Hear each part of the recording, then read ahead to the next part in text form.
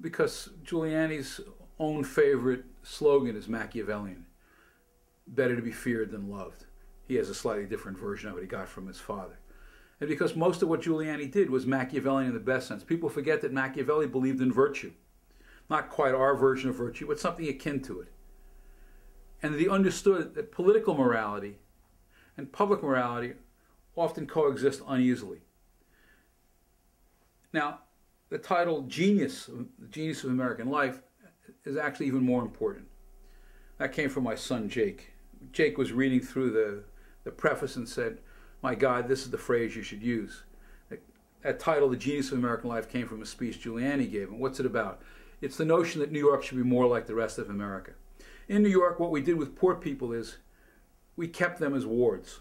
We took care of them, we gave them welfare, we patted them on the head, but we didn't give them the opportunities to advance. The genius of American life is it allows poor people to rise. And so what Giuliani did was open the city up. Unfortunately, what Bloomberg has done in a so-called luxury city, Bloomberg's term, is returned to that older approach, in which high taxes and high regulation make it very hard for people to advance.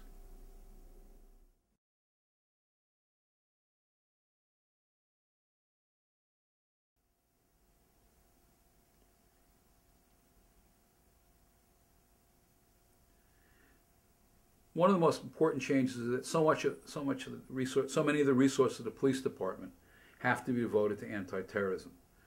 And the NYPD historically has done a better job in these matters than the FBI. And you can just go back to the '93 World Trade Center bombing, where the NYPD knew this was part of something larger and the FBI was sure it was a lone gunman. The NYPD, as a consequence of 9/11, along with the LAPD under Bill Bratton, is pioneering anti-terrorism measures. And I think that will benefit the city enormously in the long run. The initial impact on the financial services sector, which was very negative, has turned out not to be as consequential as once assumed. Legislation that would have helped push, federal legislation would have helped push financial services companies out of New York were beaten back. But we don't fully know what the long-term impact will be. Will it be part of the reason New York loses its supremacy in financial services? It's hard to say. The other thing, long-term effect it has is the mayor has to be a serious person. You can't have a Freddie Ferrer as mayor. You can't have a David Dinkins as mayor again. Because the mayor's responsibilities in terms of security are so much greater, it has to be someone of greater stature than we would elect in the past. It can't be an Abe Beame or a Freddie Ferrer or a David Dinkins.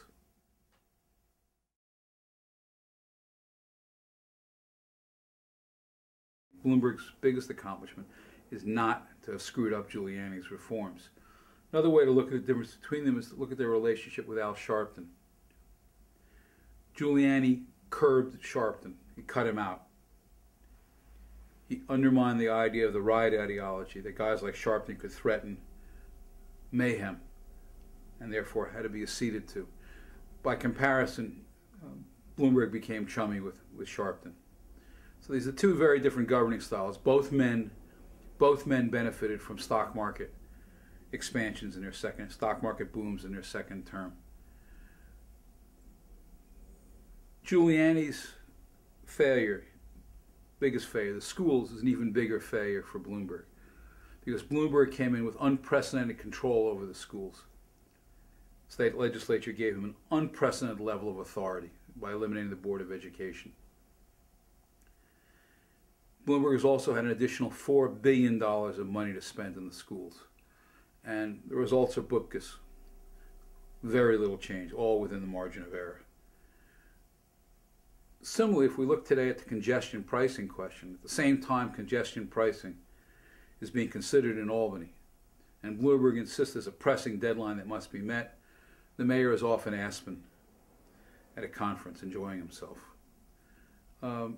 This is a man, Bloomberg, who has no major legislative successes, either Albany or Washington.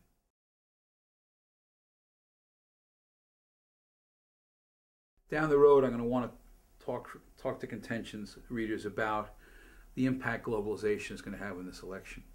No one is calling it the globalization election, but it might well end up being that way. All the major issues, healthcare aside, and even healthcare has a globalization element. All the major issues involve globalization: outsourcing, income inequality, immigration, terrorism. And even healthcare does, because part of the reason we're having trouble competing with the Japanese in terms of the auto industry is the legacy health costs of American automobile makers. So this issue is going to roil the political waters, by the way, on both sides of the aisle. Democrats are almost as deeply divided on immigration as the Republicans are. And on the question of outsourcing, Hillary Clinton has close ties to Indian business and the Indian American community here, which has obviously been involved to one degree or another in outsourcing. All the candidates are going to be touched by this, and how they handle this third rail is going to be significant. Americans are not isolationist. They're not nativist. They're enormously tolerant and open-minded. But there's a sense that they want a yellow caution flag put out when it comes to globalization. No, they don't want to reverse it, but they want to proceed more carefully than we have in the past. And you can see this, and this I want to cover, with Hillary Clinton turning against even those free trade pacts she previously approved of. And in the case of the Korean-American Free Trade Pact, one I think was very good and should have been passed. The pressures on her from Obama and Edwards, and lesser extent Edwards, on these matters are going to be considerable. Finally, there's Iraq, and Iraq obviously is part of this as well. And here's the thing that's difficult, and this is why it's so important we have an adult conversation in this election as opposed to the past recent elections. The underlying problem we face, leaving Islam and Arab nationalism aside, is that two of our so-called allies in the Middle East are actually enemies: Saudi Arabia and Pakistan. No one in either party knows how to handle this problem. Saudi Arabia is both ally and enemy. Obviously, it's the primary funder of Wahhabism. A terrorist attempt by doctors in England in recent years, the organizations connected to those doctors were funded by Wahhabi charities, in turn funded by the Saudis. And obviously the 9/11 hijackers are connected that way. Same time, Pakistan. No one knows what to do with Pakistan.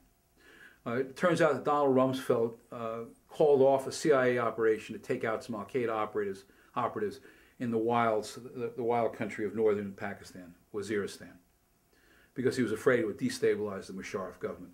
Our terrible problem in Pakistan is Musharraf is awful. All the alternatives are far worse, as we saw with this Islamabad siege of the Red Mosque. This is why we have to have a serious conversation on how to deal with these subtleties. These are not going to be issues that are going to lend themselves to straight-ahead arguments. They're going to require educating the public in the complexity of these issues. And certainly the kind of James Baker, let's hug a Saudi prince approach is not going to be very effective.